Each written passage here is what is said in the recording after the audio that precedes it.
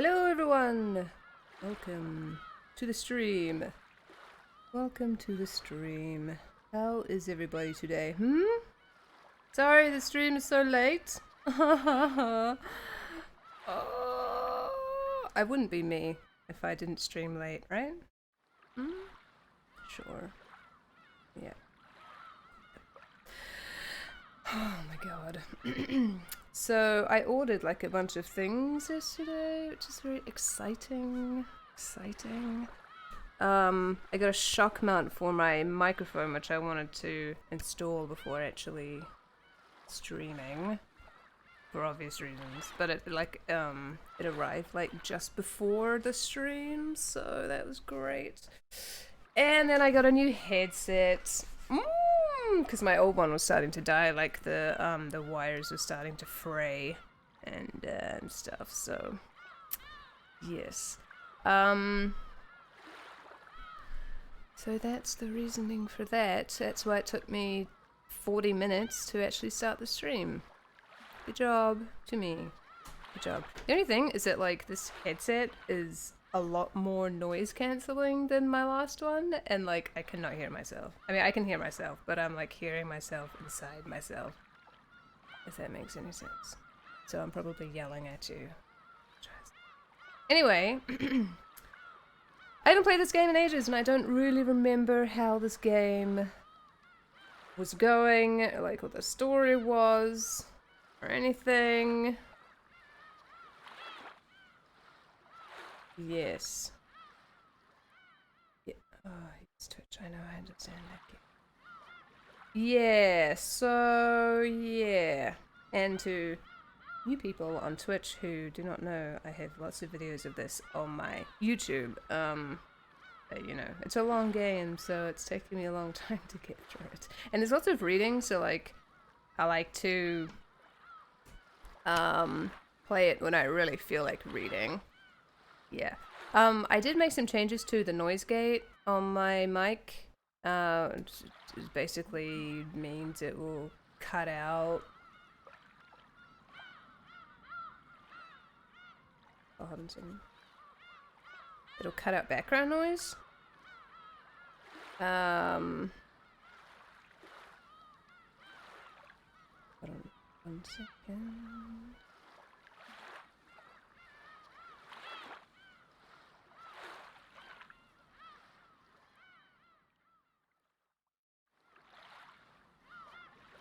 But yes. So if the sound of my mic sounds weird, like if there's something wrong, because I don't have time to test it, I just yeah. Let me know and I will fix things, because I can change that on the fly, which is good. Just let me know if I'm clipping or something. Hopefully sound is all fine and we won't have problems. I was testing out the shock mount though, and welcome to the stream, Giganon. I was testing out the shock mount, and it does seem to not be doing anything. So I don't know if I like put it on wrong, or I don't know. It's weird, and it's like strangely difficult to find information about this particular shock mount. So I don't even know. Oh my goodness. Thank you very much for the resubscription. Welcome to the stream, Paradragon and Inkerlink. My goodness. What is this little face? Oh, thank you very much. Hey, you don't have the little thing anymore. The little first thing anymore. Does that mean that you'll get the little Naru emoji badge thing? I wonder. Yes, so please let me know if the audio sounds shit, and I'll do something about it. And also tell me if I'm screaming at you, because I can't really hear myself anymore. Sounds like I'm in a tunnel to me, and it sounds like I'm underwater. Yeah. Anyway, okay, good. So today, little face. Today. We. Oh no. Yes. So I don't know where that. I mean, you know, your guess is as good as mine, really. To be honest. Did I even save the game? Who knows? I don't know what I'm doing.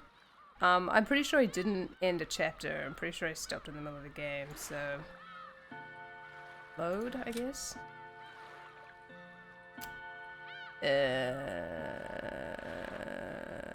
Must be this one, episode 4.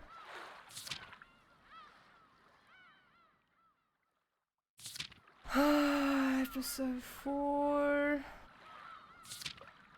Oh, there's so many pages I haven't saved on. Okay, I guess it's this one. What do all I ever remember is just Battler being naked. The world 12 years later, October 1998. Yes. What? Wait. Is this right? Is this what I was up to? Because I remember we met Battler's sister. I think she's in this arc. Or maybe we were about to start a new... Oh, I don't recognize this guy. Maybe we were just about to start a new one? Because... I don't know. Yeah, Ange. Ange. Yes. Oh my god, do you know how good it is to have a wireless headset? Oh. Okay. I've been tied down by cables for so long. Oh, it's magical. It has really good sound. Anyway. Anyway. Yes, okay, so... I don't remember anybody's voices either, so that's cool. I think the last arc we did was, what is her name? I was gonna say Beatrice. Sure, Beatrice. Yeah, because Beatrice tricked us, and she was like, trying to be all innocent and stuff, and then she wasn't innocent, really, but she lied to us. I think that was maybe the last arc. I mean, that's every arc. I think that was the last arc. That was the end of Ep 3? Okay.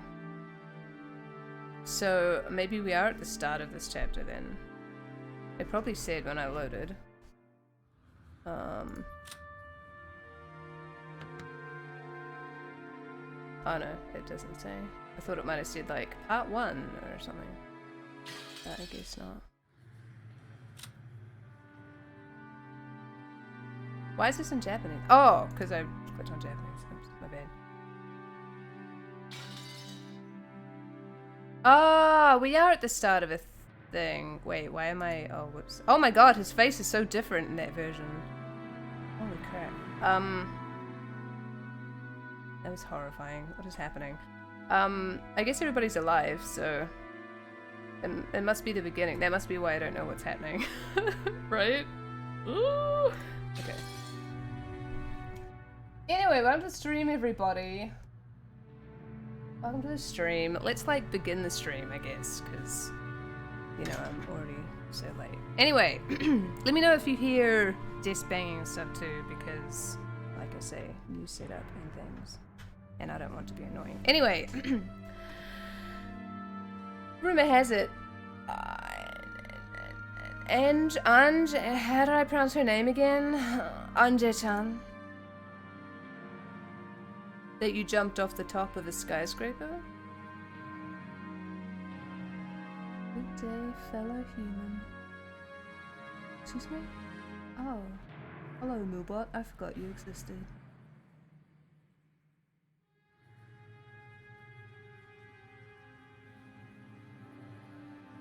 There are only 2 characters, Anja and Eva, which is indeed dead. Her portrait was red.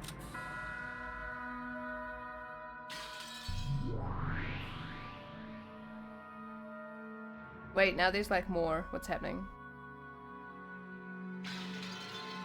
Oh, here we go. Oh, Eva's dead. Oh, here we go. Okay, let's read this then. I do remember her jumping off a skyscraper. But I don't remember if that was like at the end of the last chapter, if it was at the beginning of this one or the beginning of the one before.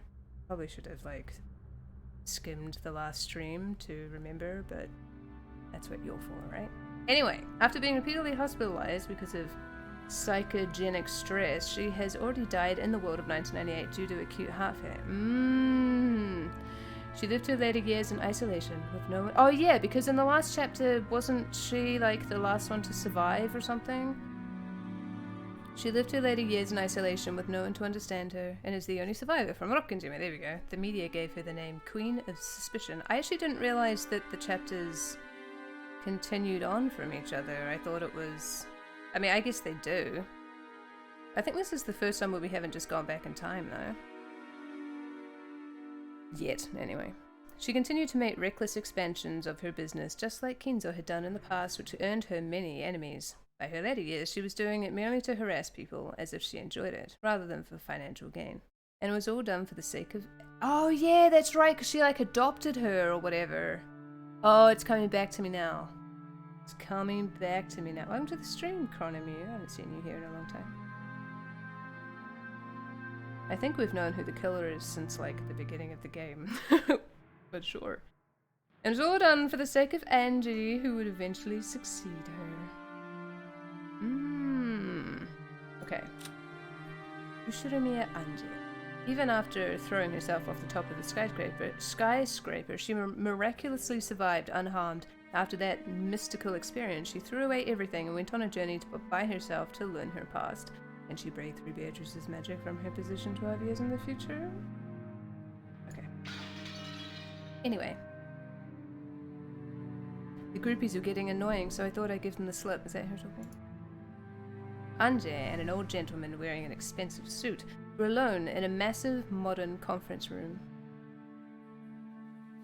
All of the newest machines for presentations were installed there, but they didn't upset its refined and composed atmosphere. And that alone was enough to make the business-like theme of the room abundantly clear. Oh, look at the little flag. Little pride flag. So beautiful. However, that didn't matter at all to Anji. She carelessly sat on a high-class chair that executives making a salary of several 10 million yen probably sat in, looking aloof from the world. It's because I knew they were remodeling on a lower floor and had a safety net out. Oh, okay. What? Anji talked about it like it was no big deal, but in reality, it had been a miracle among miracles. I think that she had shot through several layers of safety netting for the remodeling project, been caught in a multicolored banner adorning the atrium and slipped off, only to be softly caught by a final banner, land on the ground without a scratch, and then briskly leave that place.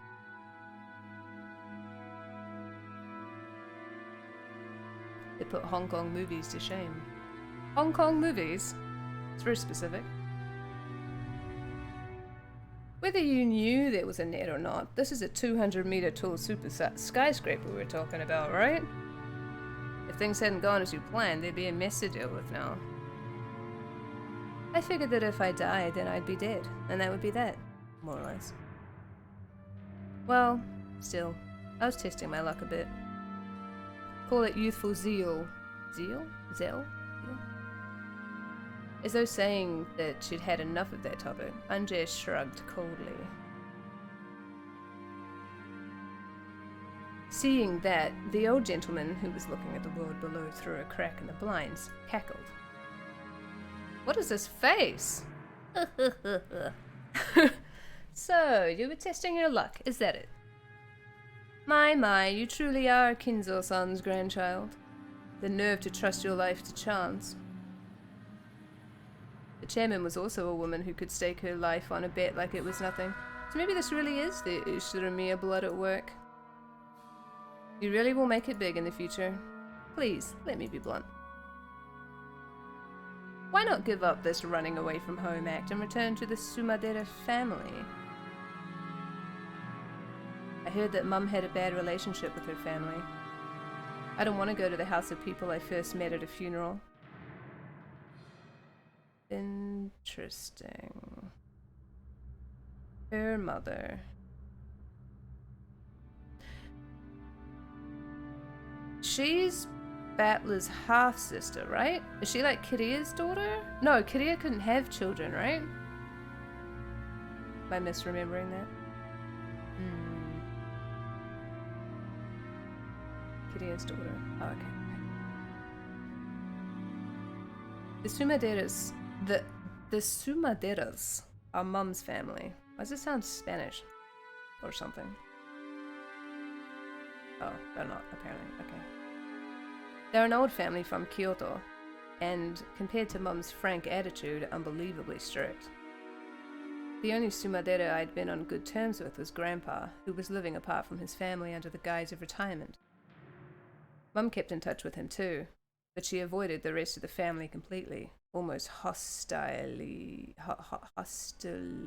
so. Hostilely. It's so hard to say. So when I went out to play with the Sumadera family, it was always Grandpa's house I visited. When I was young, I didn't really understand it, but I hear that Grandpa was in an extremely weak position, as a man had moved into his wife's family register, and his relationship with Grandma was also bad. You might even say that Grandma hated him and confined him to the house. You know how exciting it is to have a desk stand for my mic? Oh, it's so glorious. Anyway. It isn't hard to imagine that, because she had a soft spot for Grandpa alone. Because she had a soft spot for Grandpa alone. I don't know if that makes sense, but okay. Mum was also hated by the Sumaderos. Since I was her daughter, they probably hated me quite a bit too. And yet, they appeared for the first time at Mum's funeral, shamelessly going on about how big I'd gotten, like they could actually act like family after all this time. That was half-sister. Yes, I remembered a thing. So exciting. When Aunt Eva died, I would inherit all the wealth of the Ushiromiya family. Oh yeah, because Eva was like in the hospital, right? If that wasn't what they were after, there's no way they would have been able to say such disgusting words. Well, it's not as though I can't understand your desire for self-abandonment, now that you're all alone. This isn't self-abandonment.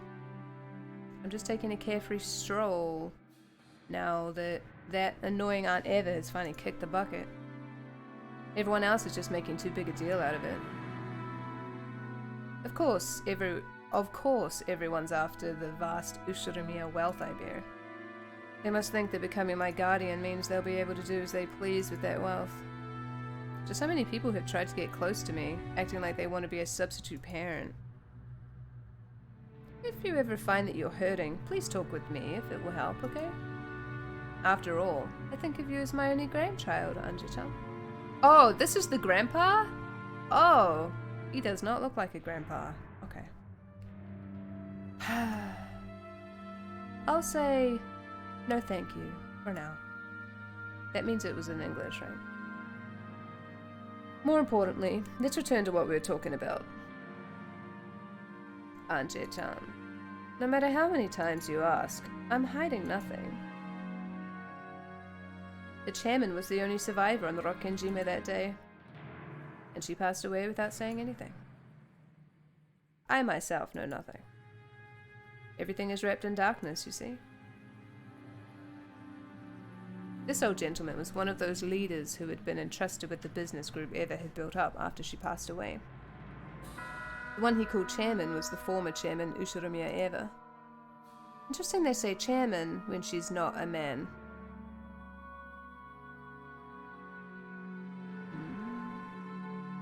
His company once had family ties with Hideyoshi's business. Not that I necessarily think it should be chairwoman, because like I say actor or female actors. I don't call them actresses usually. So, but it's just still kind of weird though. Like, I don't know, chairperson maybe would be better. Anyway, it doesn't matter. His company once had family ties with Hideyoshi's business, and he'd had a close relationship with both Hideyoshi and Eva. For that reason, when Eva lost Hideyoshi, he became the only person to whom Eva might have let her true intentions slip. Oh, by the way, thank you for the bits, Singerlink. Whenever Eva's heart was torn by the loss of her family, whenever she took it out on Anje, he had acted as a buffer between the two. So, although Anje didn't trust him, she found him a very easy person to question. I don't know who's talking! That crime was... No, that accident. If I call it a crime, I'll get in trouble. I had the same questions about it as the public and the talk shows. Maybe it is her talking. At the time of the accident, why was Aunt Eva in a place 2 kilometers away from the mansion all alone? And on the night of a storm? Back then, Kinzo-san was unsure as to whom he should select to be his successor. Officially, he decided on his son Kraus-san. He didn't have much trust in that man. So, to fairly determine a successor from among the 4 siblings, he made this game-like test called the Riddle of the Epitaph? Ostensibly, yes. Kinzo-san probably planned to make Eva-san the successor from the beginning. He wanted to withdraw his own rule that the eldest son be the successor, and instead of Kraus-san, leave the family to the extremely diligent and brilliant Eva-san. The new rule about giving the inheritance to the one who solved the epitaph was probably nothing more than a farce to snatch the position of successor away from Kraus-san. What do you mean by farce? There was no need for anyone to solve that epitaph. Once it had been displayed for an appropriate amount of time, Kinzo-san could just call Eva-san, whom he truly wanted to succeed him, and give her the answer. In other words, that itself would provide proof of her succession to the headship. This isn't something they've brought up on the talk shows, is it? Well, once you bring up the succession of the headship, conspiracy theories tend to rise to the surface. I'm no fool myself.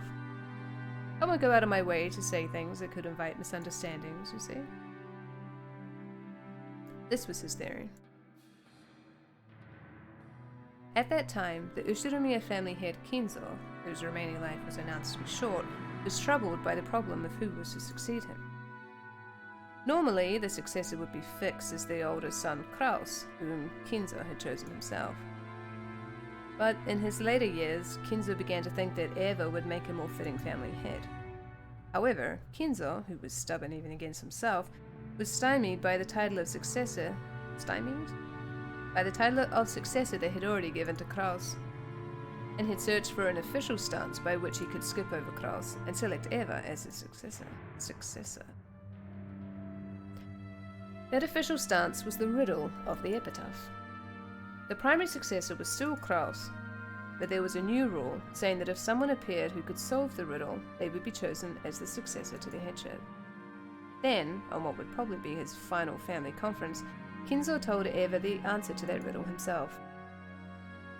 In short, it was the same as proclaiming that Eva herself was the successor. On that day, Eva-san was summoned by Kinzo-san, who revealed the answer to her. And, so that she could succeed the headship, he called Eva-san to the hidden mansion Kuadorian, which only the head knew about. And because Aunt Eva arrived at the hidden mansion one step ahead, she escaped harm in that accident, you say? Maybe Aunt Eva just killed everyone, made it look like an accident, so she could steal all of the wealth for herself. Maybe that's why only she escaped unharmed. Well, that's what the papers are shouting about. However, I believe Eva-san. I'd say there are several points that justify trusting her. For example, that ring at the Ushiromiya family head which is on your finger now, Anje-san. That ring is the only one of its kind in the world, which Kinzo-san had made specially. And the artisan who made it acknowledges that the object on your finger is, without a doubt, that ring. The Ushiromiya family head's ring. That ring, with the heft of gold and the one-winged seal on it, had a diamond arranged on a pedestal, and felt both sturdy and reminiscent of the dark hobbies of the rich. Kenzo had worn that on his finger without removing it even for a moment. This man was saying that the fact Eva had it proved that Kenzo had acknowledged her as the successor, or that she killed him and stole it.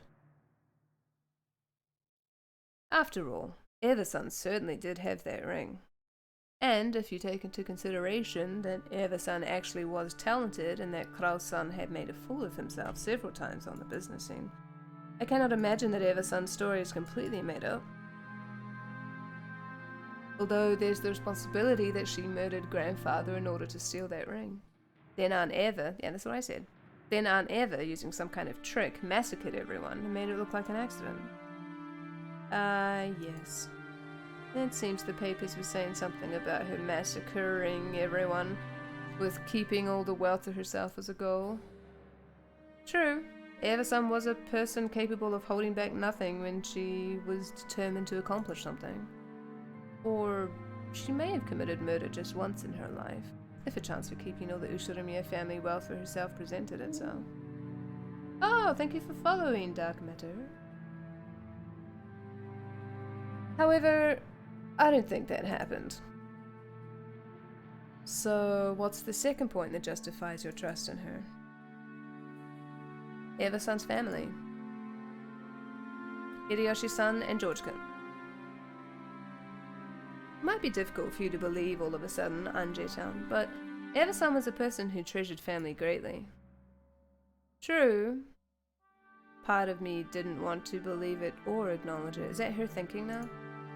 But I did understand vaguely. Aunt Eva certainly had been a person who highly treasured her family. After all, the root of her twisted personality had been nothing more than the sadness of losing her beloved husband and son. After getting hit with her angry outbursts as she tried to distract herself from that pain, I have no feelings of sympathy at all. But it's not like I can't imagine how the incredible shock of losing her whole family must have changed her character. You're saying there's no way Aunt Eva, who loved her family, would throw away her husband and son? That's right. Even if Eva-san really was the culprit and massacred the entire family, making it look like an accident, she most certainly would have spared her husband and her son. She would quibble that, by coincidence, only her family had been in the hidden mansion. If Hideyoshi-san and George-kun had been safe, even I would probably suspect Eva-san. I truly cannot imagine that Eva-san's wailing at Hideyoshi-san's funeral was an act. Sounds like both points so far are just circumstantial. That's her talking. Sounds like both points so far are just circumstantial evidence. It isn't the same as physically proving Aunt Eva's innocence. Welcome to the stream, Dark Matter. If you say that, then you're stuck right away. Eva-san was the only survivor, and she says that this is the truth. But no one can prove her innocence. Oh, but no one can prove her innocence. Yes, that's right. And no one can prove that she committed a crime either. And the final point that justifies trusting her is the police. After all, it was such a flashy crime. The police were being pushed forward by a public in an uproar over conspiracy theories, so they must have investigated Eva-san thoroughly. It was easy to feel something unnatural about the claim that Eva had avoided the accident by coincidence, because she alone had escaped to a hidden mansion. Furthermore, at the time, Hideyoshi's company had been right in the middle of a takeover struggle, and in order to buy off the big stockholders, she'd wanted a large sum of cash. It shouldn't be too hard to find a motive there. But as a matter of fact, there had been nothing at all that implicated Eva as she went to the family conference. Nothing unnatural was found on her that could have been used to brutally murder her family and make it look like an accident. The servants who escaped harm by being off duty on that day also stated that they hadn't seen anything strange regarding anyone related to the event, Eva included. Putting all of that together, it could only be concluded that Ushiromiya Eva had headed to Rokkenjima for a normal family conference without any change, and had encountered an accident.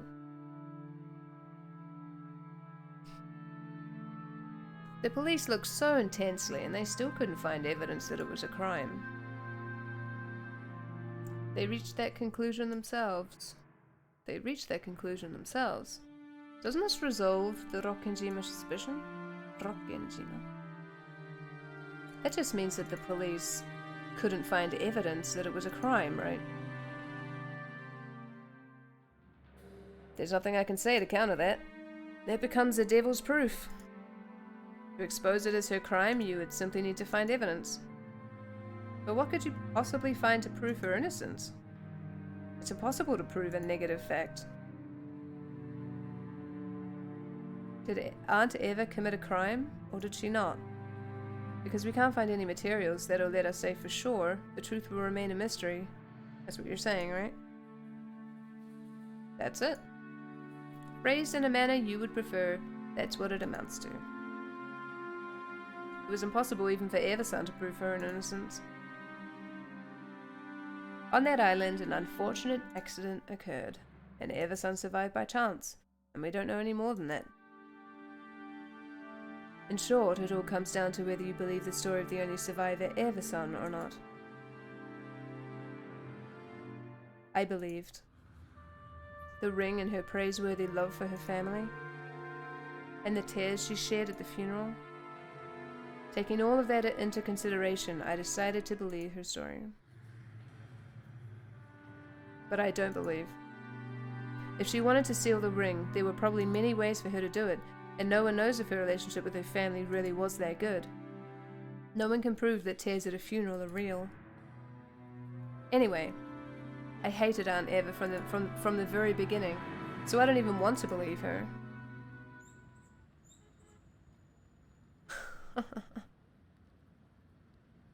How does one view the truth of the crime? You and I are on completely opposing sides. Even though the information we are given is exactly the same, we interpret it in completely different ways. This happens often in politics and business. Look at this mansplaining. The exact same enterprise will always be assessed in multiple differing ways. Do you know why? Why? It's a question of whether one has love.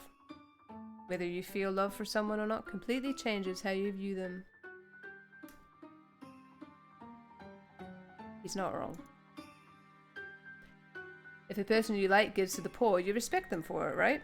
But if someone you hate starts donating, you fiercely protest that it's a publicity stunt or that they're handing out favors. No matter what they do or don't do, you thank them if you love and criticize them if you don't. That's how the world works. Oh, this music is so good. It sounds like Chrono Cross, this theme. Can Aunt Eva be trusted or can't she? You're saying that's all that really matters? Yes. Those who I don't know who's talking! Those who suspect her will probably take anything she does or doesn't do and truly see it as something unnatural. And it works in reverse. As for me, I think that, barring certain extreme cases, truth might not exist in this world at all. No, even if truth does exist, whether you believe it or not is determined by whether you have love or not. Can you really call truth without certainty truth? Even if Eva-san had been able to show physical proof that she had an alibi, would you have been able to believe it? It's hard to counter that. I hate Aunt Eva, so I'll probably deny any information beneficial to her, and interpret any neutral information in a negative way. In other words, the truth is already decided inside me. So just what in the world is this truth that I'm still searching for? Unsatisfied, but just what in the world is this truth that I'm still searching for, unsatisfied? That's it. Okay. Sounds like Chronocross. When does Link show up? A Link's head? Actually, it wouldn't be too out of place in some parts of this game. That's how it is. So no matter what you hear from me, since you still suspect Ever-san after all this time, nothing will change. At the very least, even if you were to grasp a piece of hitherto unknown information, I don't think you'd be able to reach the truth the way you are now. So I can't reach the truth? That's what I just said. After all, no matter what kind of new information or proof you find, Anjay-chan, it won't change your stance that Ever-san is the culprit, right? So it's pointless to investigate anything more. Let's go, be quiet. Shush, let's go. Because the truth inside of you is already decided. I know, right? However, you stop assuming that to be the truth. If you wish to struggle further towards the deeper, real truth, there is a single way. I believe I already mentioned it. But do you know what it is? Why is he being so patronizing? Oh my god. No, please tell me. I have no idea. Is it live? I don't really know what you mean. Anjay-chan doesn't know what love is.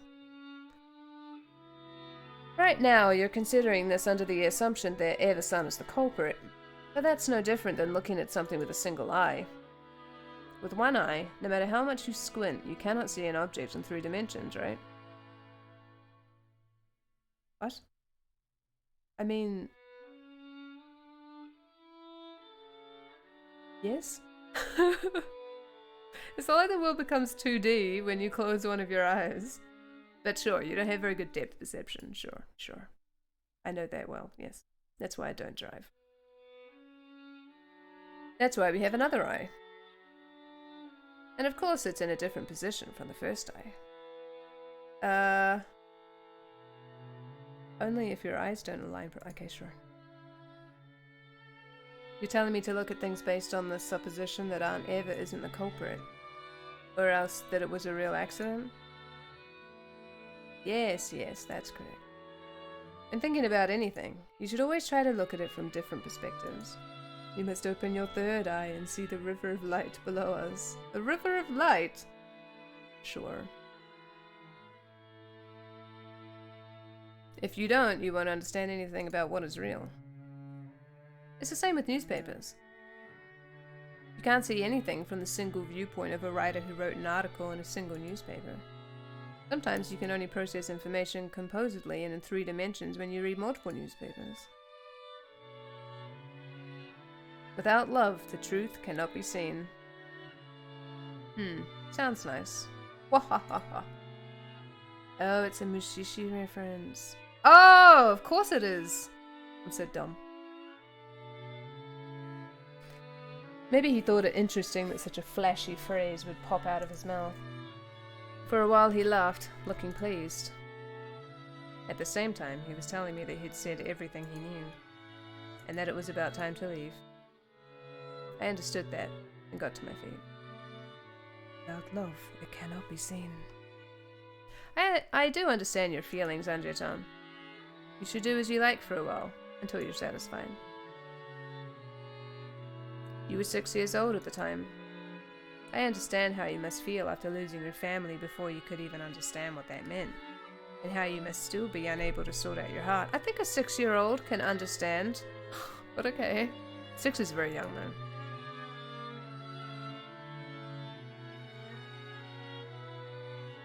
You may learn the truth, and you may not. Ever-san may be the culprit, and she may be a victim. I pray that you find the truth you believe in, Anjay-chan. A journey at such a young age may prove to be a valuable experience. Thank you very much for all of your mansplaining. I'm truly sorry to be such a bother when you're so busy, Okonogi-san. No trouble, no trouble. What are you gonna do now?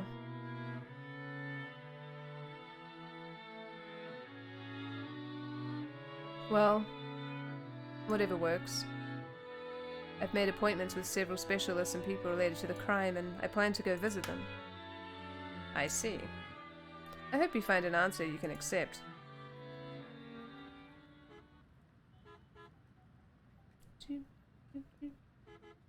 At that time, company president Okonogi's secretary came in, handing him a memo over his shoulder.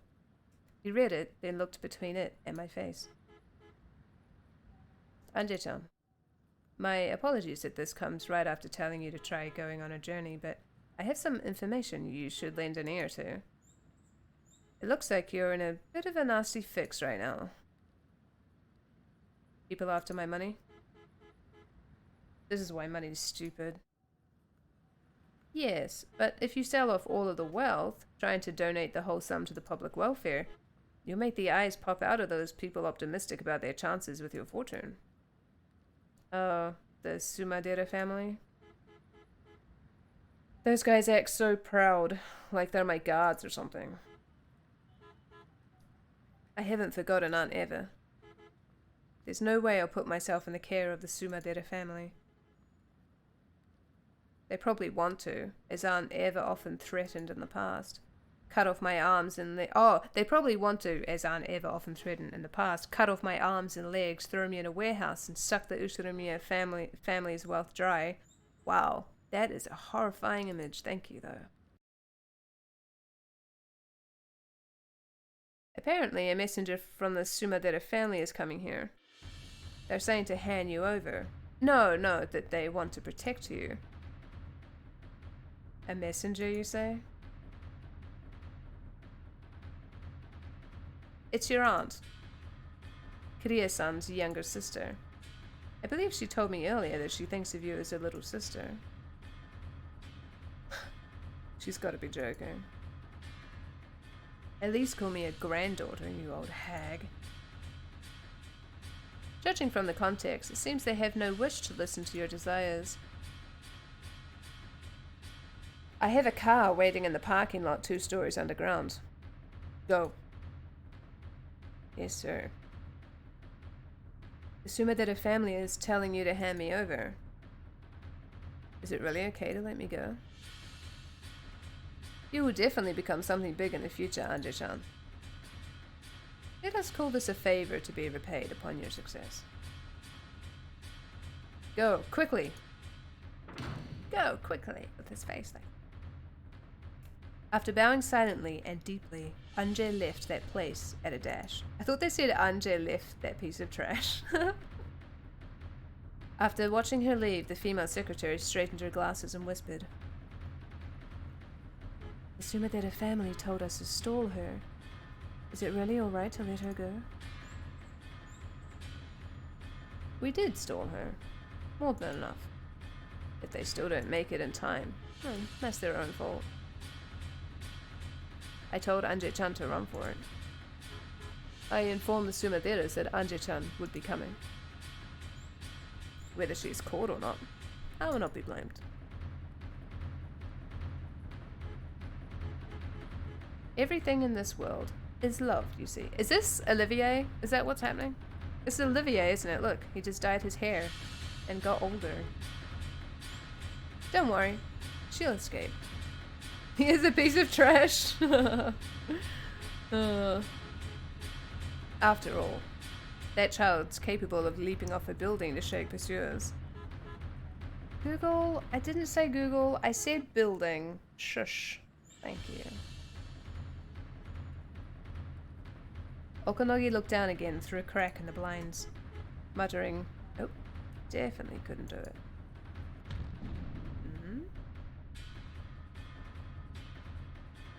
Anje wasn't a fool herself. She got off the elevator, but on the 3rd floor.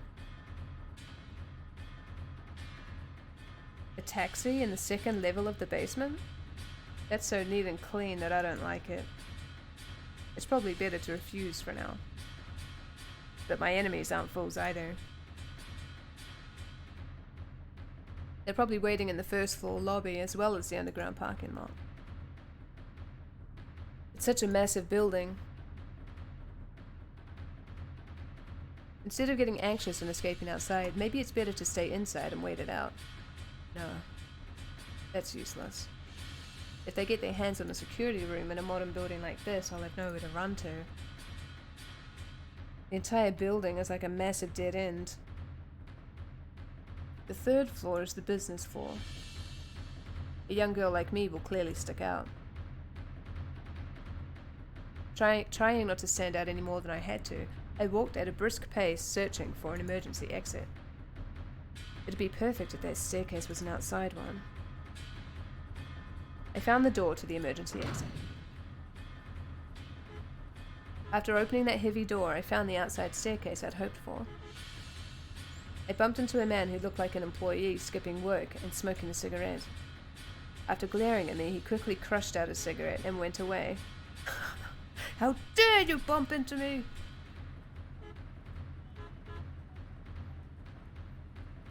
It looked like there was no one below. If I'm gonna escape, now's my only chance. Oh, rip. Just when I thought that, a black car slid right under me and came to a sudden stop with an incredible squealing of the tires. Judging by the sound of tires, it seemed they had several other allies, and that one of them had come here to block this path. Not bad, Aunt Casimir. To think you'd even send a car to pick up your little sister when she's trying to get out through the emergency exit. Bam! Bam! The doors... sorry. The doors of the car were... see, my shock mount sucks. The doors of the car were forcefully opened and 3 black-suited men jumped out, looking up at the emergency staircase. The family van. I won't stand for this Okonogi slander. Crap. Our eyes met. 12. Target found. Northwest side emergency stairs, 3rd floor. Send support. Ante-sama! Try not to move from there. Forgive our roughness. The 3 of them began to clamber up the emergency exit. They've already announced that they plan to be rough. This is pretty bad. As long as I don't stop breathing, they've probably been ordered to grab me no matter what, even if they've got to rip out one of my arms. Ooh, let's say that. Clank, clank, clank, clank. Their heavy, wild footsteps became a helix and began to rise from the lower floors, getting closer. Just got that ladder, it'll be fine. Or not. In the entrance lobby of the building, a woman with 7 black-suited guards behind her advanced at a leisurely pace. Seeing this ostentatious entrance, the security guards for the building ran up to them, asking if they had an appointment. Oh, you look pretty. Yes. Oh. How typical of Tokyo people. Don't you understand the status of the person you're talking to without her having to say her name? My apologies. At our company, guests are to take a secure... Back down, scum. She does kind of look like Kiria. I came because I was called by your president. Call Okonogi Tetsuro here. You think you would call me here and then not welcome me. How typical of Tokyo people. My apologies. Welcome to the Ushiromiya group, Sumadera Kasumi-san. With his secretary behind him, Okonogi dashingly appeared from the elevator. Even though both of them wore bold smiles, they were wrapped in a tension reminiscent of the smell of gunpowder. Where's Anje?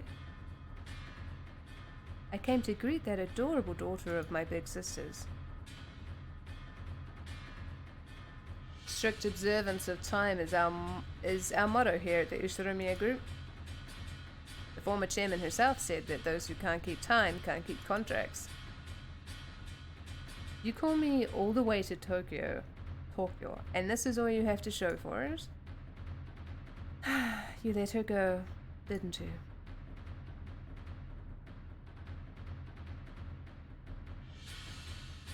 Please, she escaped from us. We did stall her for quite some time, but unsurprisingly, she did eventually smell a rat. Of course, this wouldn't have been a problem at all if you had arrived on time, Sumadera-san. Ah, these provincials, I think. Provincials? And their loose concept of time. Oh no, it's him. Ah, these what does this word mean? Hold on. Word mean no.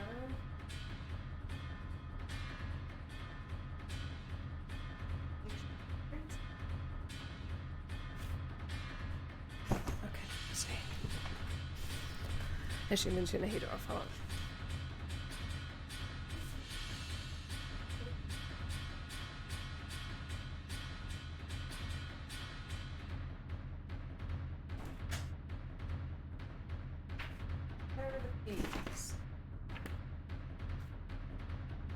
See the EGH QR comes out of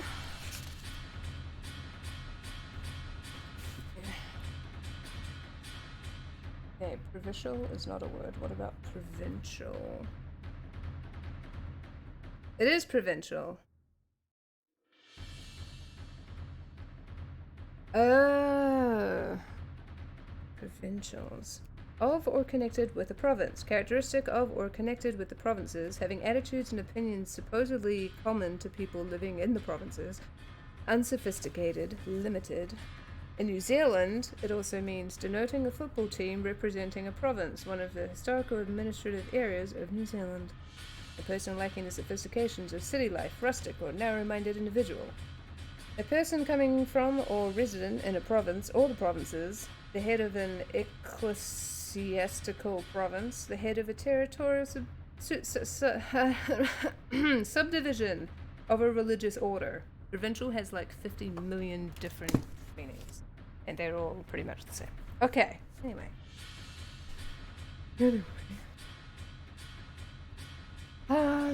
All the these provincials and their loose concept of time.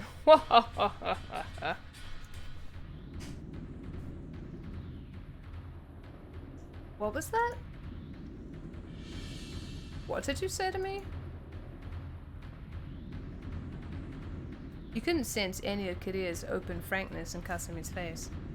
She wore the arrogance of the ancient Sumadera family towards the ruined Ushiromiya family, as well as pride, because she didn't want anyone to notice that her family was declining so much that they couldn't ignore the Ushiromiya family's wealth. Even at a glance, it was easy to understand why Anje hated her aunt so deeply. Oh, what did they say?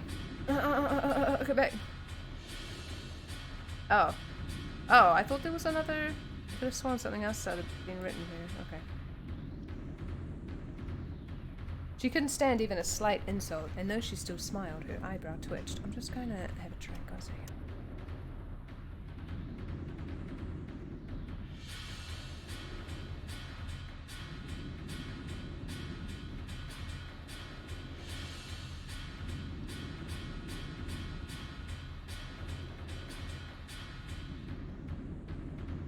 I need to drink so much water when I play this game.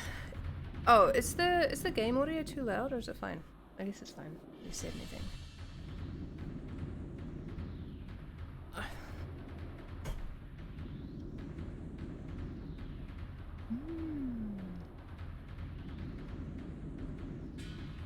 And though she still smiled, her eyebrow twitched. At that time, the black-suited man behind Kasumi whispered to her. Maybe I'll turn the game down just ever so slightly.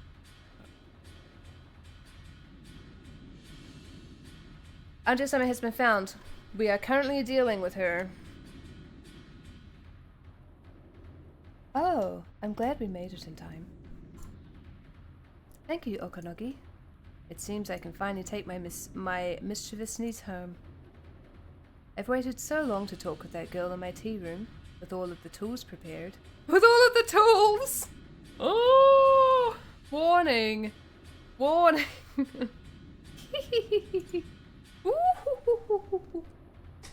Oh my my god. Now it's turning into, Igarashi. Clank, clank, clank, clank.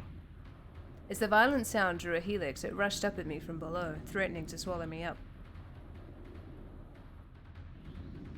Of course, even if I fight, there's no way I'll be able to win. And yet, running into the building would be like jumping into a dead end of my own accord. My enemies will increase in number with time.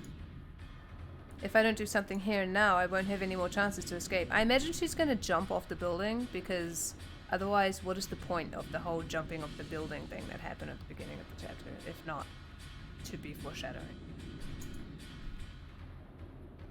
Then, 3 muscular black-suited men came into view below me. 1, 2, 3. 3 people. Is that how you count people? Really? In other words, everyone who had gotten out of the car. If there had been just one of them, I might have been able to dropkick them or something and smash them in the head, which might work out. But, sure, smash them in the head, okay. But it really would be impossible with 3 of them. Wait, 3? If there's just 3, I should be able to make it. I can do it! Are you gonna jump on them or something? Take a deep breath. Is this like an inhale or an exhale? Oh, she's screaming. Ha! What? You idiot, stop! Look out! What? Wait, is this the guys? She is jumping on them, isn't she? Oh, she landed on the car! See, I told her she's gonna jump off the thing. 01 calling 12. Is the package secure? Received a response. What happened? Respond. Shit, she's crazy, damn it! Oh, whoa. See? That worked out perfectly, didn't it? There was just— oh, wait, see? That worked out perfectly, didn't it? There was just the 3 of them after all. I've already tried that once from a higher place. I knew I'd be able to jump down just 3 floors. It's a good thing the car they came in was right beneath me. Even if it wasn't as pleasant as a trampoline, it broke my fall. A little gently, a little roughly. How rude. What? Are the Olsen twins here? How rude. Oh no, wait. Was it them that said it? Or was it, oh my god, I totally forgot her name. What is her name? Stephanie. Was it her that said— how rude. You didn't have to dent that much. The roof of the car broke my fall, leaving a massive dent around my body. Car roofs are surprisingly delicate. I don't think it's because of my weight. Oh my god. There's the Olsen twins who did it. Apparently, the 3 people on the stairs hadn't planned on me jumping down. It seemed they now realized that they had been outwitted and they were rushing down the stairs. I've got to run and escape while I had the chance. Just take the car or something. Unless you can't drive, of course, then I guess not. I moved my body, making clunking sounds on the car roof. I do not like this theme that's playing right now. But I've been naive. Of course they wouldn't all rush up the stairs without leaving one person behind. There was one black-suited man left in the driver's seat of the car that had broken my fall. He stuck his head out the window, and when he realized what had fallen on him, he jumped out. In a rush, I jumped off the roof, but the black-suited man's reaction was really fast. Either there was a massive reward for capturing me, or there'd be some harsh punishment in store for them if they let me get away. 15 secured! Secured! Oh! Ah, don't touch me like that. Let go. Okay, thank you for coming to the stream. I was mercilessly held down against the asphalt. I was being crushed, face down, covered, and pressed upon from above. Jesus Christ. It was a hold without a trace of elegance, but it was extremely practical and left me no room for resistance. This makes me uncomfortable. I tried to push back with both hands, searching for a way to resist, but I was being pushed down solidly, and I couldn't even tear myself off the asphalt. Then another car came, squealing its tires as it slid to a sudden stop. Is it all over now? Yeah. The man that had been crushing me let out a sharp cry. He was yelling straight into my ear, making my left ear ring. What in the world? Along with the black suit guy, the black suit guy, I fell with a thunk. Thunk? Sounds very painful. After landing face up, the first thing I saw was an arm stuck out right in front of my eyes. Amaksa? What are you doing here? Let's talk about that after we've lost them. Look at this guy. Look at his outfit. Goodness. To the car. Quickly, lady. Lady? Amaksa grabbed my arm, easily pulled me up, spinning me around with himself as the center of gravity. Just when I thought it was a little like a dance, he flung me through the open door into the driver's seat. What is happening?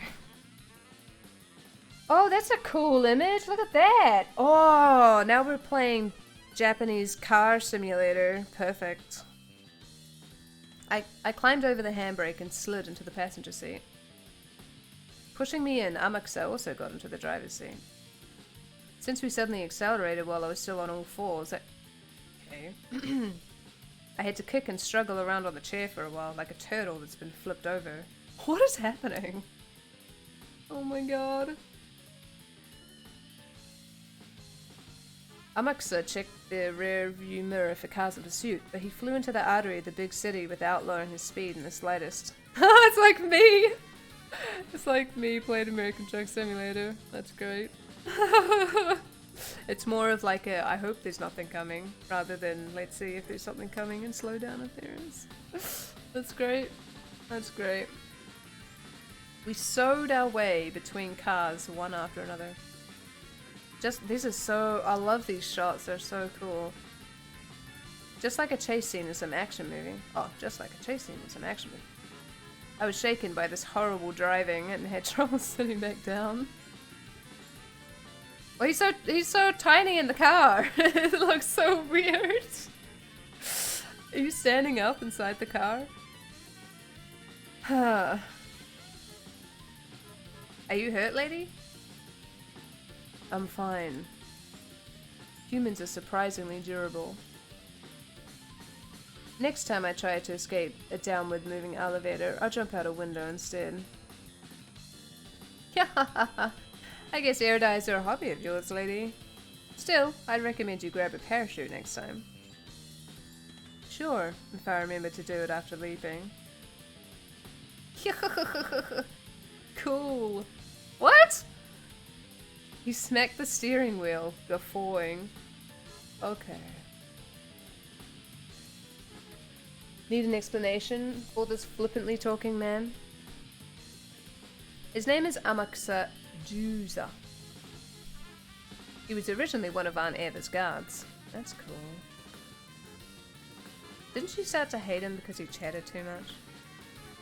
He was much younger than the rest of the guards, but contrary to his outward flippancy, he'd hopped from the 1st Airborne of the JSDF to the French Foreign Legion, placing himself in overseas private military companies and high-class security companies one after another, making for a pretty incredible and unique career. But I heard he deserted both the JSDF and the French Foreign Legion, and that he'll be arrested if he enters France again. Both of these flippant episodes were very typical of him. The guards were sternly told not to chat with me unnecessarily, but he came and took a pass at me, didn't he? Aunt Eva was apparently particularly put off by that, and had supposedly dismissed him shortly before she died. It's been a while since I've heard that carefree tone. What happened after you got fired? I was coaching some people at Blackwater. When I came back to the country during my time off, President Okonogi offered me a high wage. So you deserted again. I wonder how a man like that can be useful for anything. Doesn't count as desertion as long as I come back by next week. I talked with him yesterday. I was told that some troublesome people might come to call on you, lady. Sorry that turned out to be exactly right. My name probably came up since I know you, and I've got lots of crazy experience. Thanks to you, looks like I'm in for a happy vacation, plus some pocket money. So, why is she in the back seat? I thought she was in the passenger seat. So, Okonogi-san employed you as my guard? He probably wants to buy some gratitude from you, lady. Why is he saying lady? It's such a weird term. After I got fired, I was indebted to President Okonogi in various ways. He's got some dirt on me here and there, and now I can't say no to him. Kya! Kya! Kya! I don't know how to do laughing noises. Oh my god. Seems that getting indebted to Okonogi-san can be pretty costly later on. So, where are you planning on taking me? Anywhere. Am I still playing the same game? Like, what is happening? I'm employed until the weekend. Anything after that will cost you extra. How much per day? I'll take 50,000. What's expenses? 50,000! If you stop cracking jokes, I'll double it. The period of employment isn't fixed yet. It might take several weeks. That'll be tough. I'll have to call my boss to get an extension on my vacation. More than anything, I want to investigate that day. Oh, is this about Rockenjima? Exactly. I did not mean to press the right mouse button.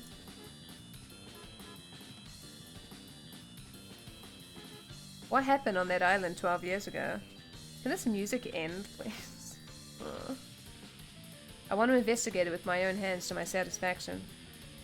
Do you really expect to find anything new investigating something that old? True. But this is a journey for my own self-satisfaction. Once that's over, I'll just throw my hands up and go over to the Sumadera family. Didn't Aunt Kasumi say something about how she wanted to serve me some matcha?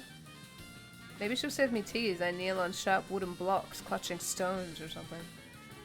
Damn, that sounds freaky. Yes, freaky, I agree.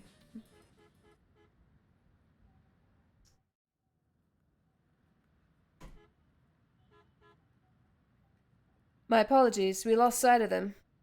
A single man thought to be an associate assisted in her escape. Judging by his possession of a stun gun and his driving skills, he's no amateur. I see. Thank you. What a shame, Okonogi. Shall I take this as your answer?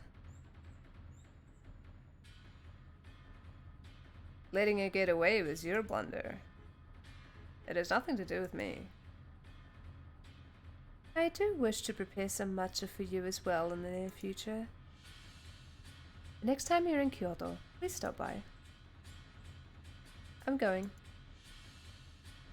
Oh, are you leaving already? I could offer you some chazuke first. What is chazuke?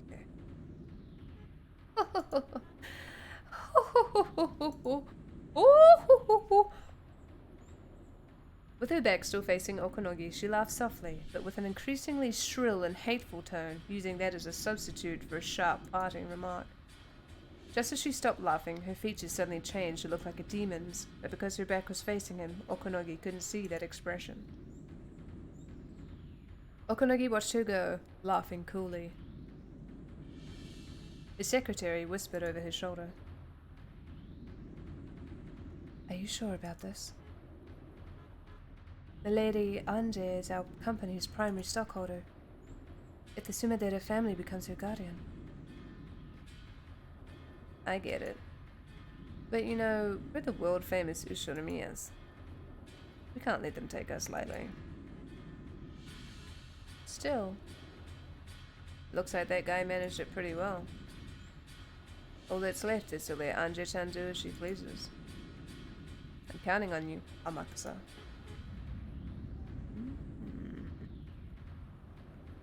Kasumi-sama. Kasumi-sama, the escaping car was a rental. The license plate they displayed was a fake. We're clearly dealing with a pro. They'll probably abandon the car. Pursuit will be difficult. Should we have the police chase them? How many more short sentences can I speak in? Yes. Shall we have them search for our runaway daughter? They are getting paid with our taxes, so the police must be of some use every once in a while. Ho ho ho. Must be of some use. Blah, blah, blah. Ooh. I hear Beatrice sounds.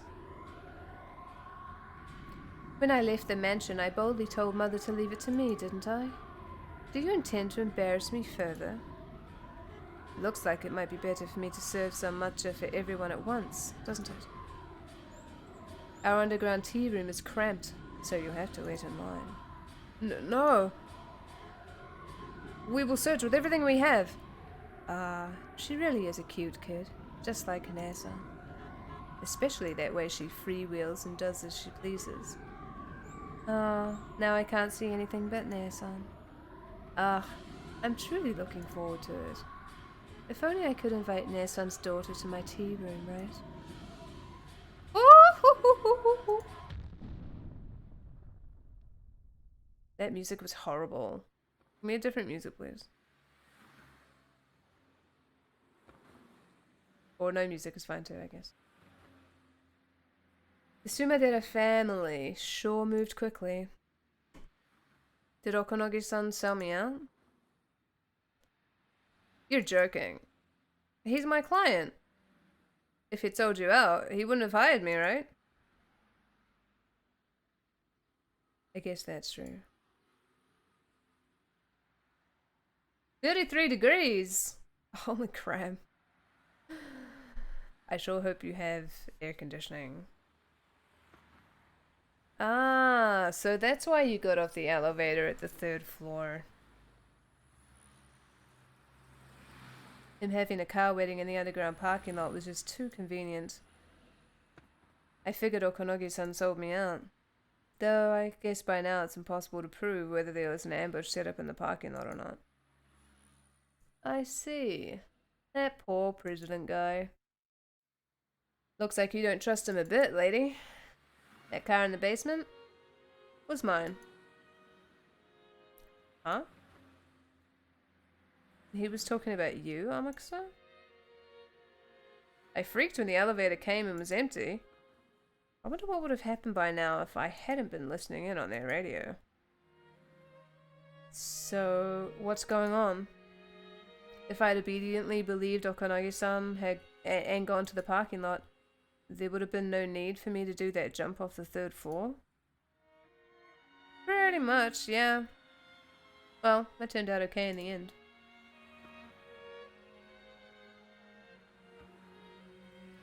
That guy wearing like half a vest somehow under his coat? That's a good point. I guess it's just it's a shirt design, but then this is done up and this is sewn and this is, yeah, it's like it's upside, his vest is upside down. I don't know what's happening. Maybe he was designed by Nomura, yes. I like how her arm is just like a bone. It's great. Oh, look how skinny it is. Like, there's something wrong there.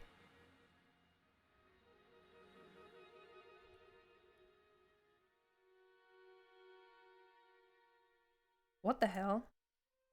If I hadn't suspected President Okonogi, I could have easily escaped without getting caught in a tough spot. President Okonogi might have sold me out. No, since paranoia told me that, it was better to assume that he'd sold me out. I supposed and concluded that he sold me out.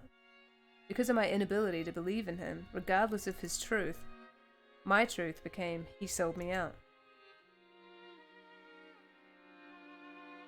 I thought back on President Okonogi's words. Can you really call truth without certainty truth? Truth can change completely depending on whether you have love or not. In the end, perhaps truth itself doesn't exist. There are as many interpreted truths as there are people who speak of the truth. Skeletor, Shiromiya. If I can't accept something that fluid as truth, I need to drink.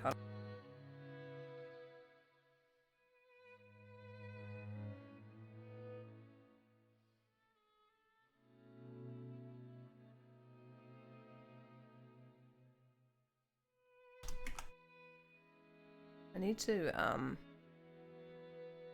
hydrate so much when I play this game. If I can't accept something that fluid as truth, where does the truth that I really want to find exist? And is it something I'll be able to see with my eyes? Even if someone sticks the truth right there in front of me and says it's the truth, I might not be able to see it. Without love, it cannot be seen. Huh. It cannot be seen, huh? That's so pretty. Look at the sky. This fragment of yours is very lively. It doesn't bore me. You told me something. You commanded me to search for the truth of 12 years ago. But there's something I'm not getting. What's that? Isn't she from Higurashi?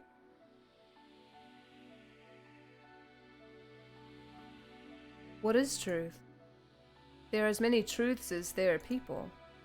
There are as many interpretations as there are people. And those can be twisted by opinions and changed indefinitely. Is truth really that unfixed and vague? This music sounds like Final Fantasy 13.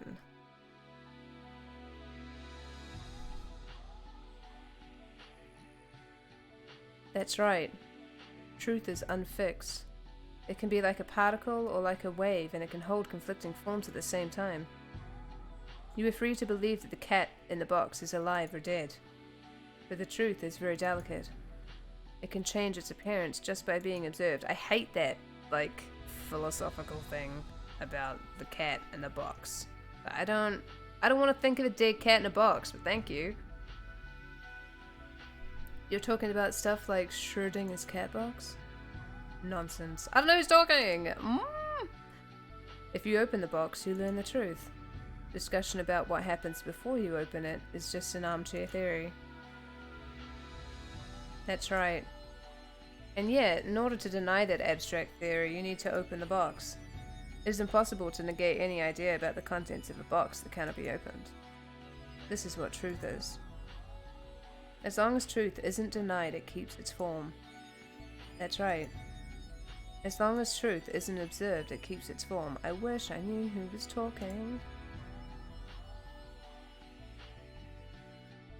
In other words, if it isn't exposed, any reckless statement can suffice as truth. Yes. Even if they contradict each other, endless ideas can exist as truth at the same time without being negated. So, even something as screwed up as my family being captured by the Rokkenjima witch and shut up 12 years ago for all eternity can exist as truth as long as we don't know what happened 12 years ago? That wasn't a question, but whatever, I turned it into one. This witch called Beatrice forcibly made room for endless imaginings in the Rokkenjima of 12 years ago, enveloping all of it inside a cat box. Everything inside the unopenable box is truth. That's right. We don't know what happened on that island, so it becomes endless. That's assuming no one opens it up. I just have to wrench it open. But that box was closed up 12 years ago, and I don't even know where it is. Even if I visit Rokkenjima, just what can I learn about what happened 12 years ago on that desolated island? Who knows? I wonder what you could learn. This is something that can only be done by the person who is able to walk around freely in the world of 1998, 12 years in the future. The final witch, Anje Beatrice.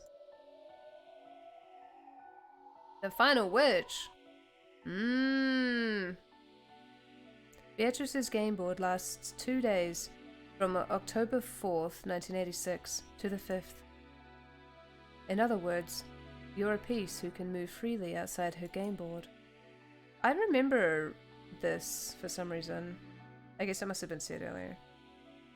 And even Beatrice cannot influence this future that lies outside the game board. If you say it like that, it sounds like I'm a pretty overpowered piece. The future of 12 years later in which you are placed certainly is distant. However, the further a piece is placed in the future, the stronger power it holds. I told you, didn't I?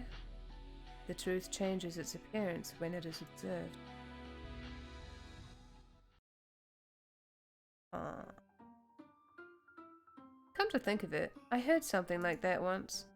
Even if one day, all of a sudden, a star in the constellation Centaurus were to explode, the light from that explosion would have to cross 4.4 light years, so it would take it 4.5 years to reach the Earth. That's right. In other words, even if the sun in Centaurus has already died, people on Earth won't be able to perceive that fact for 4.5 years, because no method of perception exists that is faster than the speed of light. Now it sounds like Final Fantasy IX music. When we learn that the sun in Centaurus has exploded, or Final Fantasy XIV. Or Chrono Cross! Yes. We Earth people will paint over our history of 4.5 years ago with a new truth. We will revise history with a new fact that it exploded 4.5 years ago. However, for the 4.5 year period until we learn that, despite the fact that it has already died, the mistaken truth that the sun of Centaurus still exists will be able to exist as truth. The truth of the future wins against the truth of the past. Yes. That's why they say hindsight is... Wait, what did they say? 20/20? Or is it 50/50? 20/20, right? That's right. By itself, the Rokkenjima accident gave rise to nothing but suspicion of a conspiracy involving Aunt Eva and the Ushirimiya family assets. But later on, it was dramatized and linked to the occult, and the conspiracy was painted over by the legend of the witch. Legend of the witch. Even though it was clambered over as a conspiracy at the time of the crime, later on, strange occult theories, which claimed that it was the work of the witch, ran rampant and began to paint over the truth of October 5th, 1986. Conspiracy theories will probably be forgotten over time, and only the more bizarre, impressive witch theory will continue to remain as his position, eventually covering up the conspiracies. That's right. The false truth that exists before the light from an exploding star reaches Earth is almost like the conspiracy theory, which is a human theory. The wine bottle with a letter in it that drifted ashore several years later, the message bottle, painted over that theory and made things return to the occult theory, which is a witch's theory. That's right. A witch didn't exist during 1986. The witch took control of Rokkenjima because she was observed several years later by us humans of the future thanks to that message bottle. A small revision is necessary. The witch would have existed even during 1986, as one of many endless possibilities that can exist.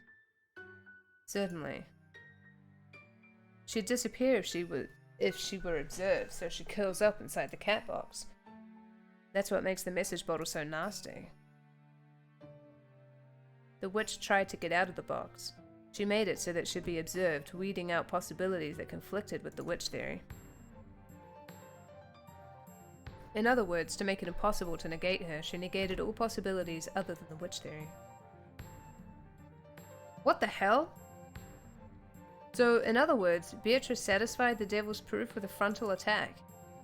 And that was part of the witch's plan from the beginning.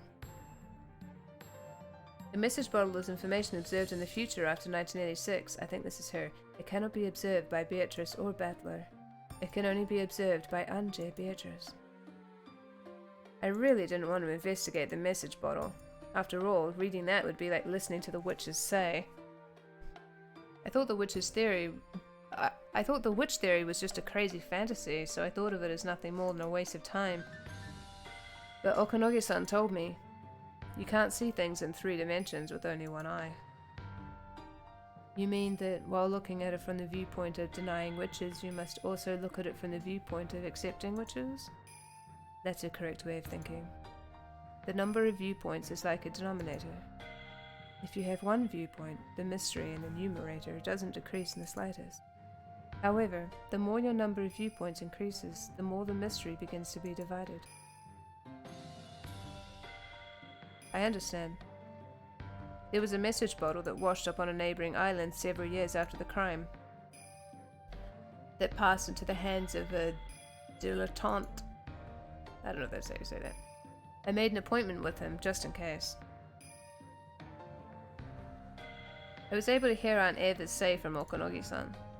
Next up is the witch's say. Why don't I listen to Beatrice's say?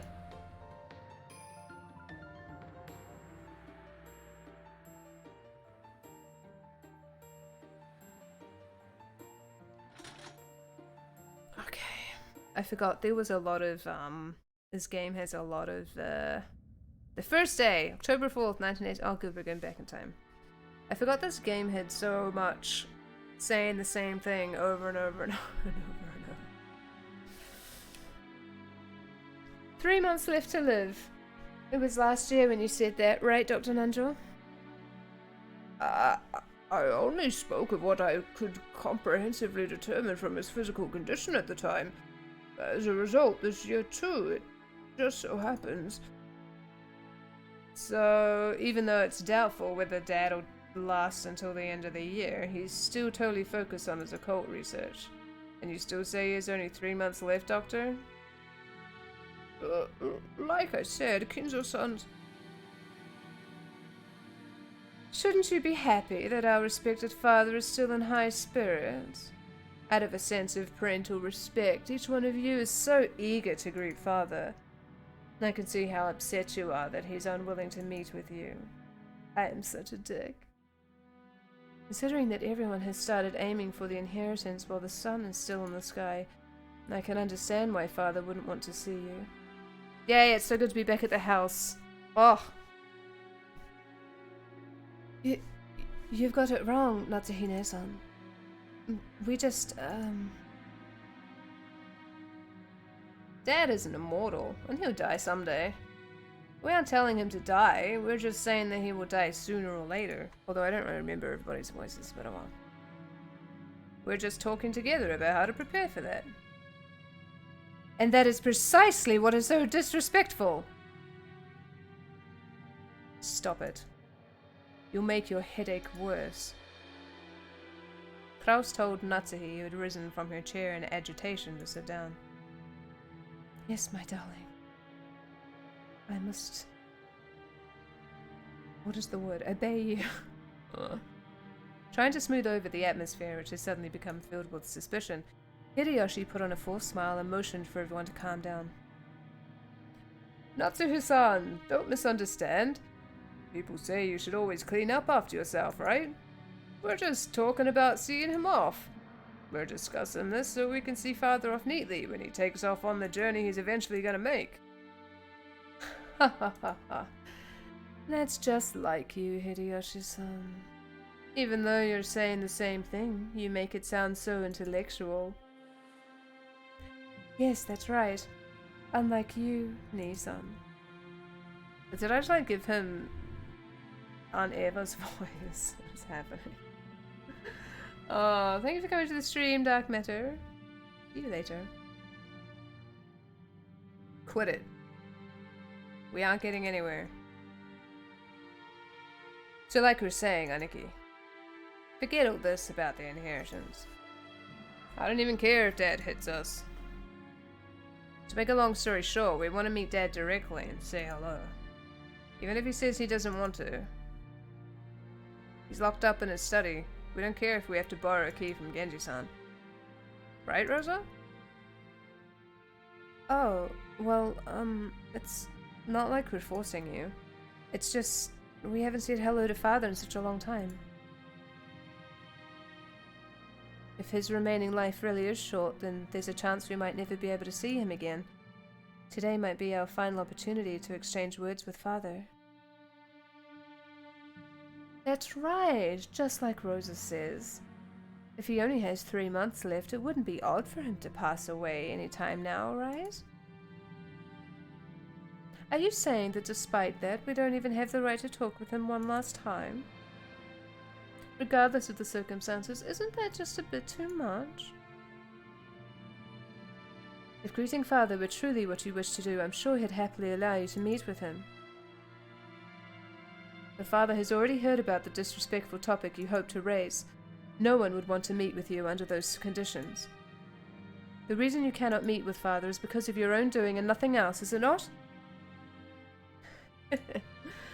Exactly.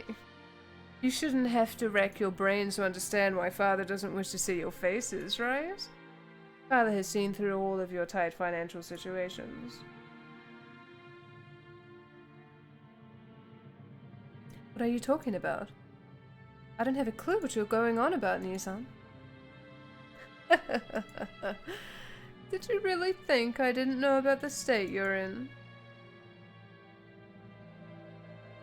Eva and the rest realized that he had seen through to their current lack of funds, and alternating between bluffing and returning to the point at hand and arguing back, they repeatedly pressed Kraus to let them meet with Kinzel. The sweet smell of the black tea Rosa had gone out of her way to buy had been completely wasted. The only thing she was glad about now was that the children weren't here for this. The fact that they'd gone to play at the beach right after lunch had been their only salvation.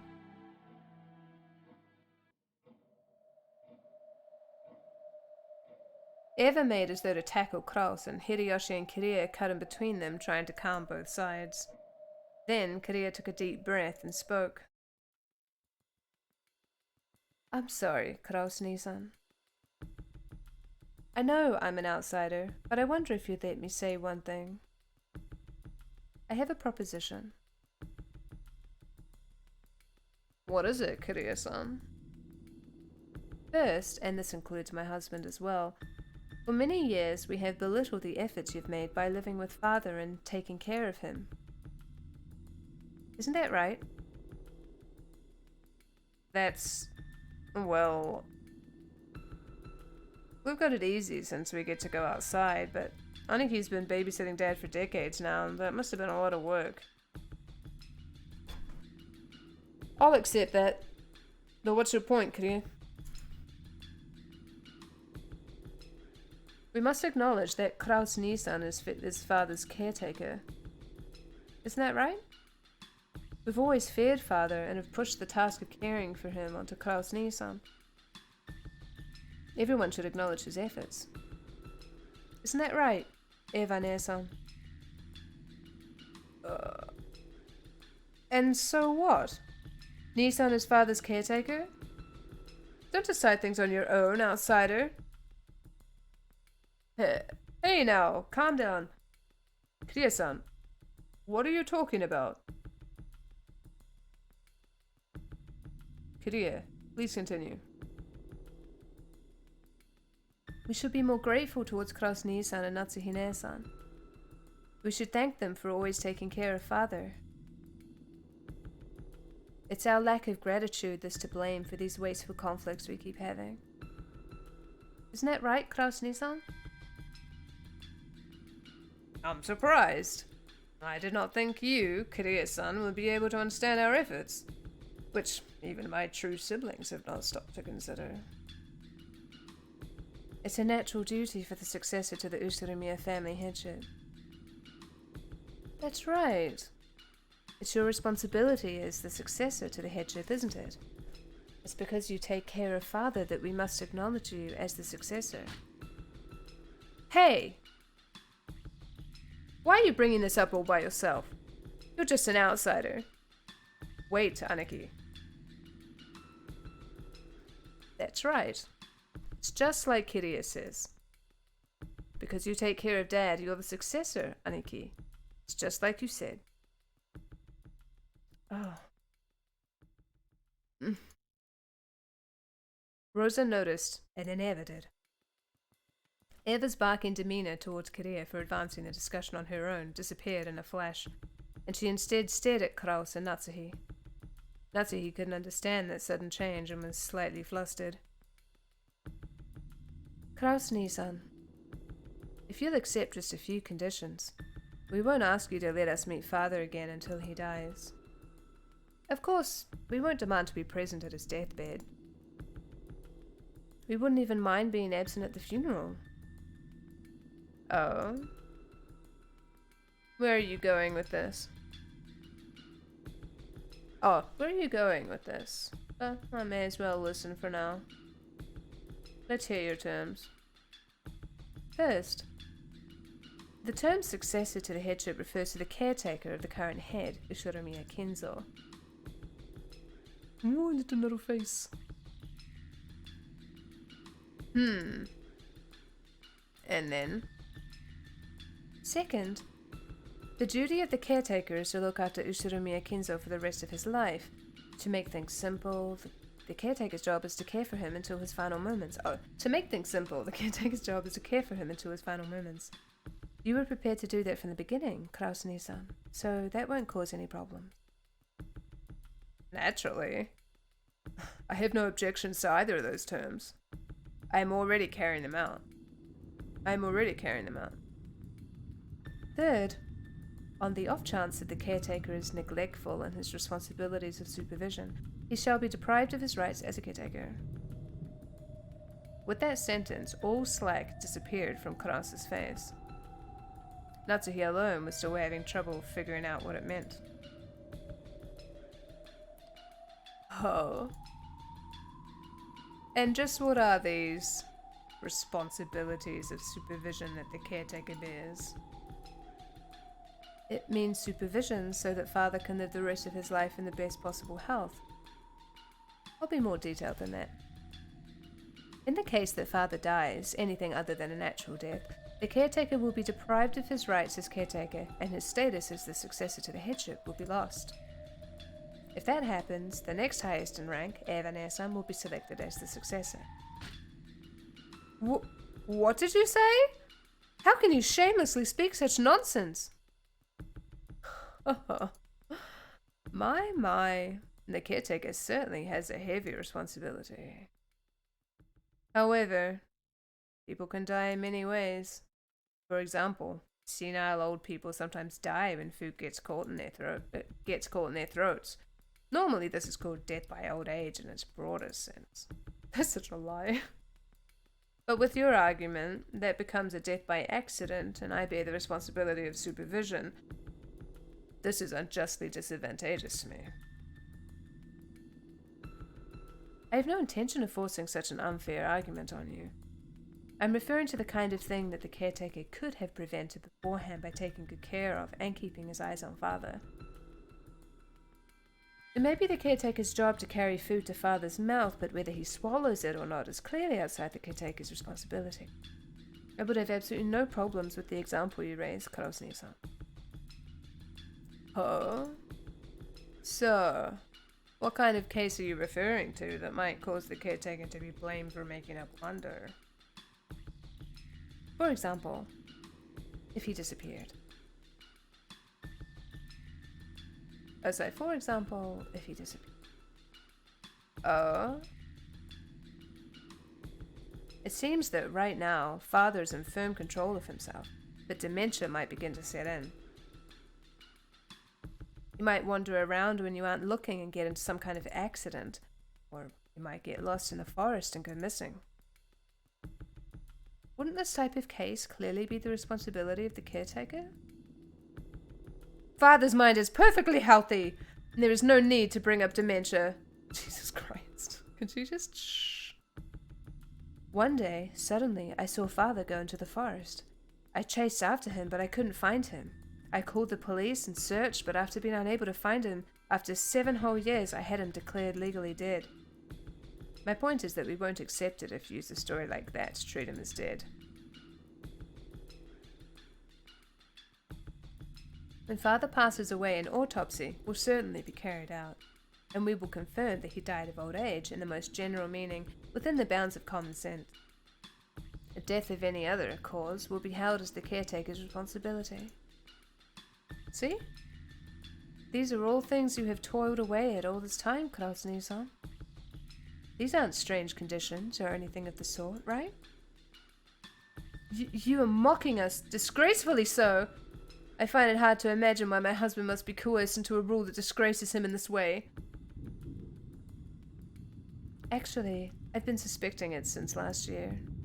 No, everyone here probably suspects it as well. Evané-san and Hiroyoshi-san, Rudolph-san and Rosa-san too.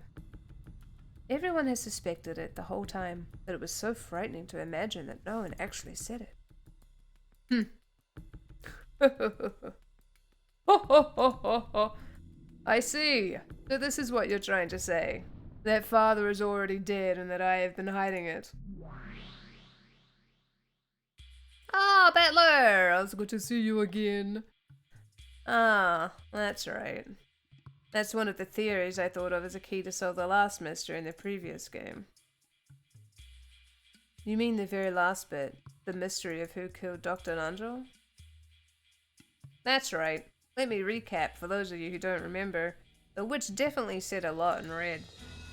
She mentioned the names of all 18 people and announced whether they were alive or dead, and then she claimed that there were no humans besides them. But with this theory, I can weave my way through that gap. I see. So, this is one of the answers that doesn't cause those two to contradict. Makes sense. See what I'm saying? You catch on pretty quick. It's nice that I don't have to explain. No 19th person exists on this island, and yet this trick lets us mix in an unknown new character. In other words, the names of all 18 people don't necessarily correspond to the 18 people on the island. That's it. The witch mentioned the names of 18 people one after another and announced whether they were alive or dead. Why isn't he in the buff? Good question. And on top of that, she announced that there were no humans other than the 18. There was a single illusion in there. It wasn't guaranteed that the 18 names of people equal the 18 people on the island. When she named off all 18 people and announced who was alive and who was dead, she hid the name of culprit X and instead mixed in someone who wasn't on this island. By doing that, even though the culprit was on the island, she was able to leave him out of the list of living or dead people. The person who was mixed in wasn't actually on the island, so he didn't count towards the total number of people on the island. By this, even though the culprit counted towards the total of 18 people on the island, it was possible for his name not to be listed. The two statements in red are completely independent, so this theory creates no contradictions. If someone's name was used to hide the existence of the culprit, that name must satisfy several conditions. First of all, even though this person isn't on the island, they've got to be someone we think is on the island. Otherwise, she wouldn't have been able to trick us.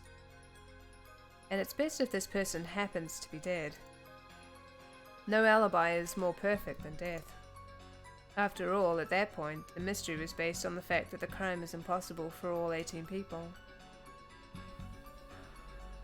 Is it something like that? Battler, more like Buffler. God. Yeah, that's it. And that person was grandfather.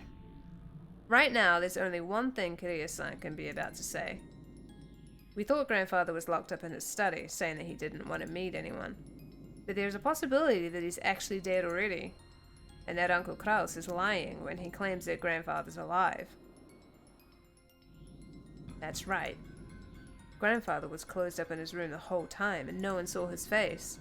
Maybe he was already dead, and Uncle Kraus and the others were conspiring together, trying to trick everyone. If Kinzo dies, the distribution of the inheritance occurs. However, if Kinzo doesn't die... No. If he dies, but it isn't announced, the distribution of the inheritance won't take place. In other words, Uncle Kraus could have all of Grandfather's wealth himself. That's right, he's got more than enough motive. Maybe a 19th person X really doesn't exist on this island. But a person X existed. And that person was the 18th person. In other words, there were originally 17 people on this island, not 18. I didn't mean to scroll up.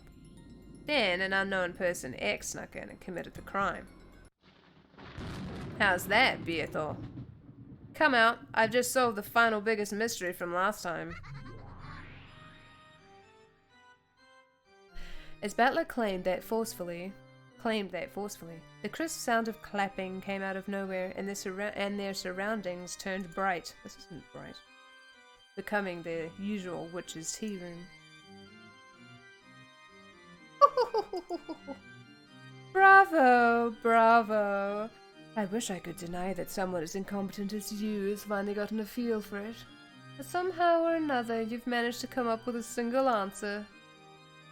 Even a lump of concrete can stop thinking. So, you have now finally evolved into a being with intelligence. You might say you've finally taken a step forward from the crying creature you were before, just licking my shoes and grinding your teeth. Ooh! I can't believe that stupid wordplay threw me for so many loops the last time. My lameness pisses even me off. Alright, Beato, repeat it. If you can announce that the 18 people on the island included grandfather, just try and do it! Yeah, you can't. Because he was already dead. This is the end of your deception! This is the end of your deception!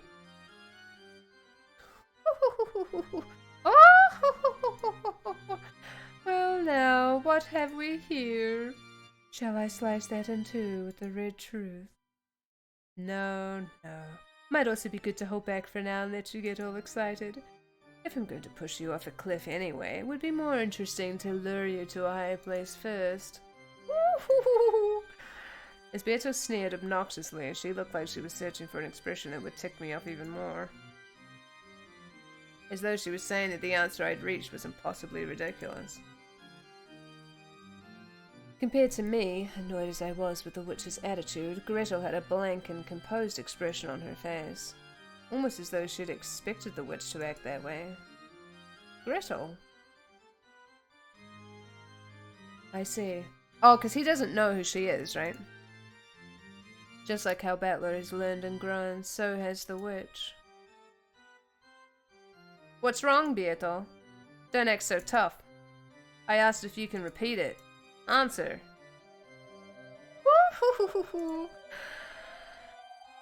Stop it, Battler. The witch won't answer so easily.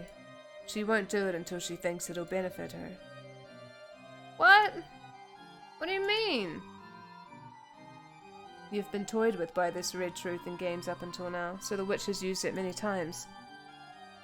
But now the situation is different. You're trying to draw the red truth out of her, and are instead using it as your weapon. In this situation, there's no way the witch will keep firing off the red without reason. Right? Gretel, or whoever you are, seems your mind is quite sharp, unlike Battler's. What a fearsome enemy I've welcomed in. That is correct.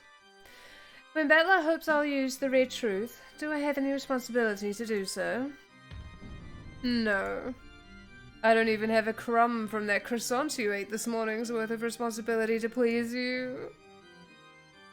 You bastard. Yes. Oh, yes, that's the face. I started playing with the red truth just because I wanted to see that face. I have no reason to play around if it won't give me a chance to see you look like that. You just don't like losing, right? Just saying whatever you can to trick me because you can't answer my demand won't... Oh. Just saying whatever you can to trick me because you can't answer my demand won't work. Don't be so full of yourself. An answer like that could be cut to pieces without any effort. But I won't go out of my way to speak in red. I won't say it because that's what you're asking me to do. Do you know why? You just said it. You want to push him off at the sweetest spot. This ill-natured witch is saying she won't use the red anymore because that's what you want. In other words, she won't go along with this game of telling her to repeat things anymore. Ooh, exactly. Unlike Battler, everything goes quickly with this girl. There's no need for explanations. I will say what I please with the red truth at the time that I desire. That's it. Basically, it's the witch's right to use the red truth as she pleases. I don't know who's talking. She doesn't have to use it at whatever time the human side desires. But even that depends on the... Oh, it's her talking. Damn it. Whatever. But even that depends on the situation. The situation? What do you mean? The witch has no responsibility to respond when you tell her to repeat something. But it does become her responsibility if and only if your claim can destroy the witch theory. After all, in this trial court without a judge, that which is not refuted becomes a truth. Just like how the witch theory made by the witch will instantly become truth if you collapse and stop thinking. Then, since she doesn't have a counter-argument for my guess, that means it's right? It's right that the culprit is the mysterious 18th person X and grandfather's already dead? At least, until the witch argues back. Truth always loses to new truths farther in the future. The trickery part is that even the timing of the counter-argument is up to the witch. In other words, maybe your reasoning just now was correct. Or maybe the witch is refraining from arguing back even though you're wrong. Or the witch may be ignoring it because it doesn't shake the basis of the witch theory in the first place. But either way, we can't tell the difference at the current time. Is that more or less it? Ooh! Damn you, Lady Birkenstell, for throwing in such a troublesome piece. Thanks to that, I'm losing all my lines. The witch has learned that she can respond to your demands to repeat phrases at a later time. Maybe you could even call it a delayed move. She's messing with me. So, even if I announce some mistaken reasoning, there's a possibility that Beato will intentionally let me flounder about without denying that guess? And at the very end, when I propose an even more massive line of reasoning, she can cut it off at the base and spin everything around? A single piece of reasoning becomes a bridge to the next piece. By demanding that she repeat lines, I've been able to strengthen my position, advance bit by bit. But since that bastard Beato learned this strange delay tactic, I can no longer confirm or deny my reasoning. This is like finally finding a staff that'll let me search around in the darkness only to lose it right away. I'm just stuck now, right? You need an escape talisman. Hey, Battler! You make a despairing face like that, I won't be able to stop drooling, you see? From the beginning, that staff was nothing more than something I gave you because you were so worthless. All this means is that you can finally challenge me without a handicap, right?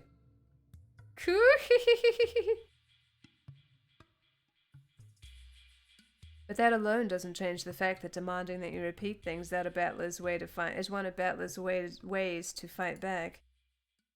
As I already said, as long as it's something fatal to destroy the witch theory, the witch is obligated to argue back, and therefore to speak with the red truth. While the timing of that counter-argument is up to the witch, it must be performed eventually. Isn't that right? That may be so.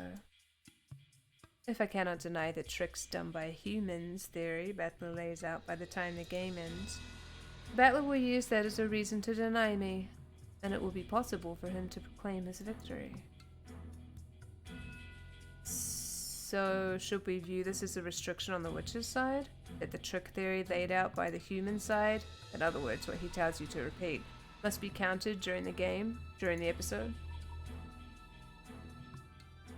That is so.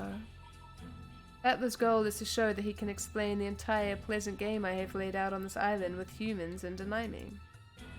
If Battler succeeds in that, at that time, he will become the victor of this game. Let me confirm the rules. Should we view the time the game ends as referring to midnight on October 5th, 1986, going by the time of the Rokkenjima in the game? I have no problems with that.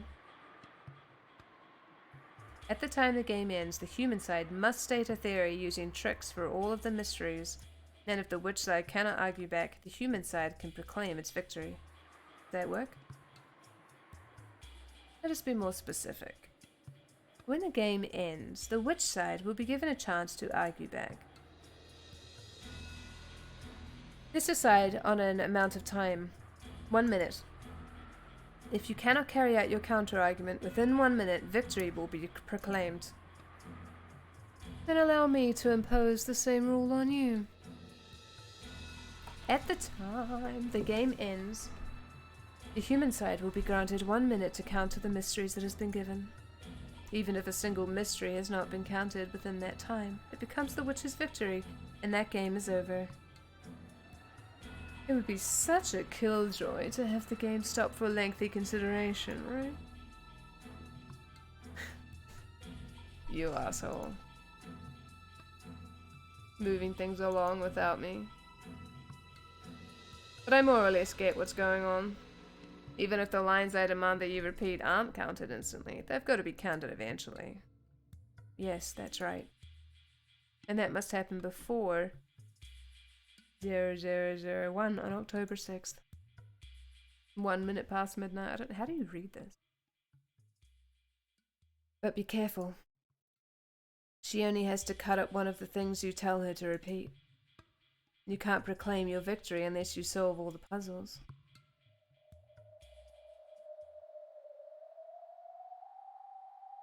Just as I can use the red, from now on I will allow you to use the blue, battler. Blue? When explaining my magical murders with human tricks, you may state your claims in blue. I am responsible for countering your blue with the red by the end of the game. Blue? So I'll talk in blue when I tell you to repeat things? Not quite. When you told me to repeat lines, you were able to do it for any trivial thing. But the blue is a little more restrictive. Unless it by itself denies witches, it will not be valid.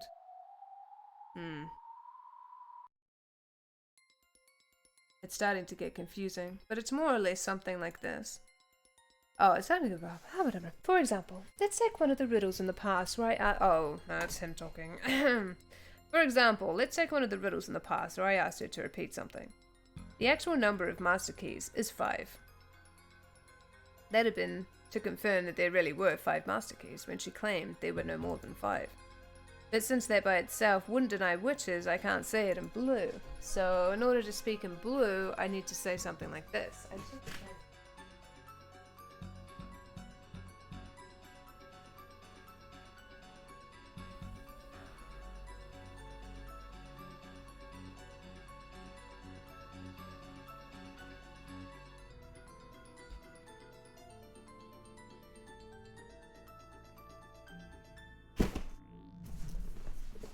Okay. The actual number of master keys was greater than 5. The culprit entered or exited the room with that extra key.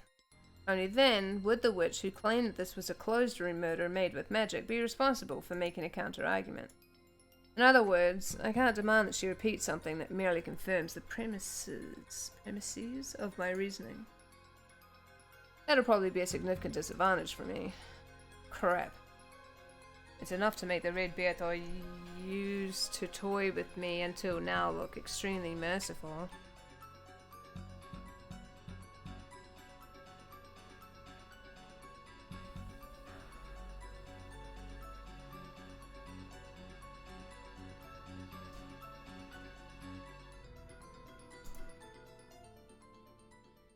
Bum, bum, bum, bum, bum, bum. Damn it. So even if I create a theory for a particular closed room and speak it in blue, if Beatle denies it at the very, very end, I won't even have time to create my next theory? This rule's awful. Horribly bad for me.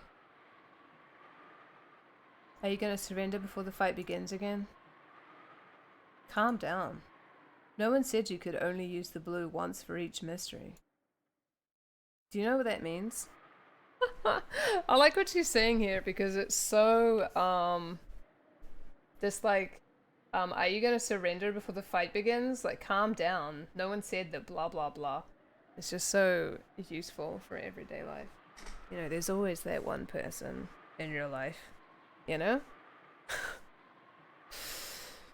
You know, there's always that one person that you're like, ugh, like they're just negative about everything. And you're just like, just fucking... Oh! No. No. What does it mean?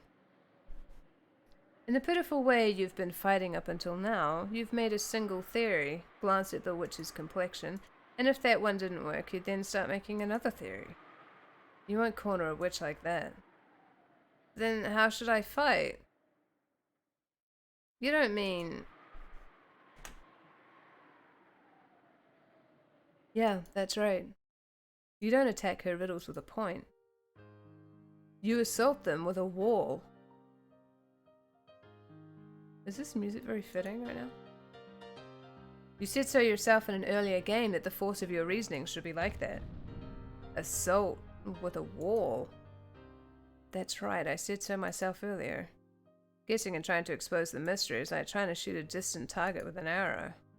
Until now, I've just been shooting off arrow after arrow, asking the witch if I scored a hit, and then preparing my bow again once I'm told that I've missed. There's no way I'll hit at that rate. Bullets might be a better example than arrows. If you take one shot after another at a distant target with a handgun, you probably won't hit it easily. So, how can you hit it? If a handgun doesn't work, use a shotgun. Instead of a single bullet, beat her down with shot comprised of countless projectiles at once. Shot scatters,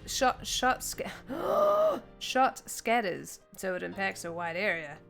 That makes it optimal for shooting small, fast targets like birds. Can we not talk about this? That's right, there's no rule that says I have to guess like a pistol. Shooting one shot off at a time. Making a single theory and just hoping that it hits is no better than stopping your own thinking. Blast away with a massive number of bullets, of guesses, and make them impact like a wall, so that only one of them hitting the target is enough.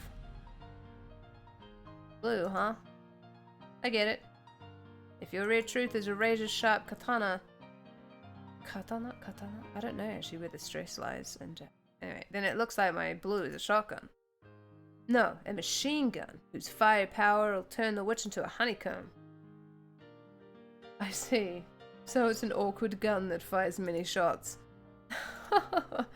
That sort of crude analogy is just like you. The climax of a detective novel is always the same.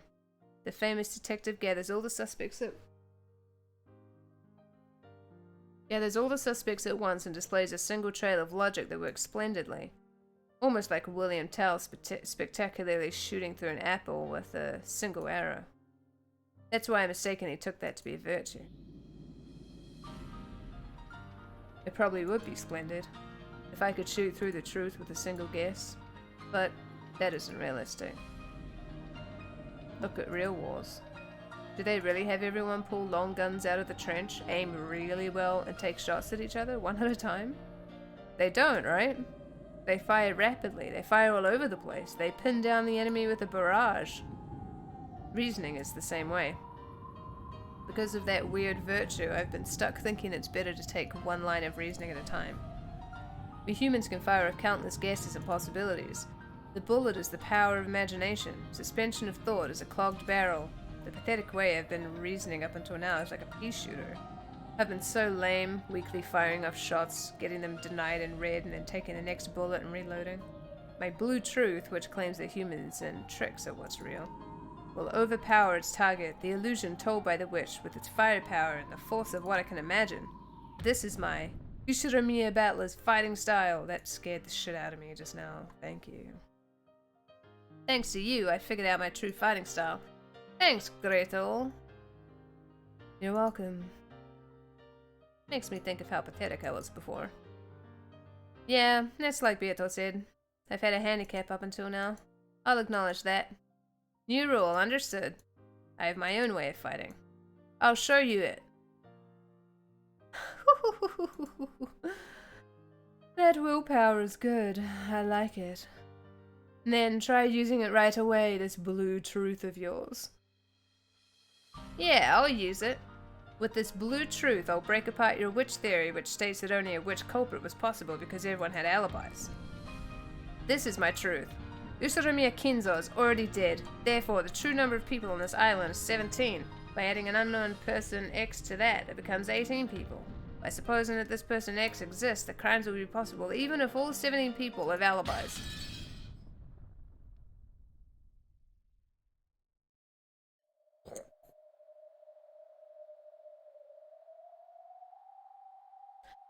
Okay. Alright. We finally ended that scene. I think I'll stop the stream here for today.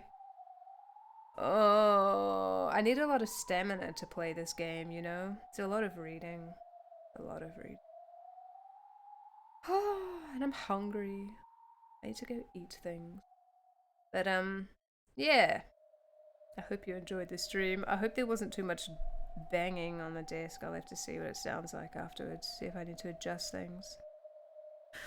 Oh, but I hope you enjoyed the stream, everybody. Sorry it started late. That was kind of dumb, but that is how it is. How do I save the game? Like this? Let's save on page 3, shall we? Oh. Yeah, because it's, what was I gonna say? I don't know what I was gonna say. But yes, thank you for this, thank you for the stream. Thank you for the stream, everybody. Thank you for coming to the stream. I hope you enjoyed the stream. I think the beginning of a chapter in this game is kind of the harder part because it's a lot of establishing and it's usually very slow and you know we're not in the angsty parts yet, so it kind of takes a bit, but hopefully this means that the next stream will be a little bit more action filled. I mean, there was action, but you know, it wasn't the good angsty battler kind of action that I like, you know. But yeah, I'm not sure if I'll play this next week or not. I probably should, but I'll see how I feel because it's pretty hard to read a lot of this game at once if I'm not in the mood. So I'll see. Oh, I didn't mean to hit. Okay, I didn't mean to hit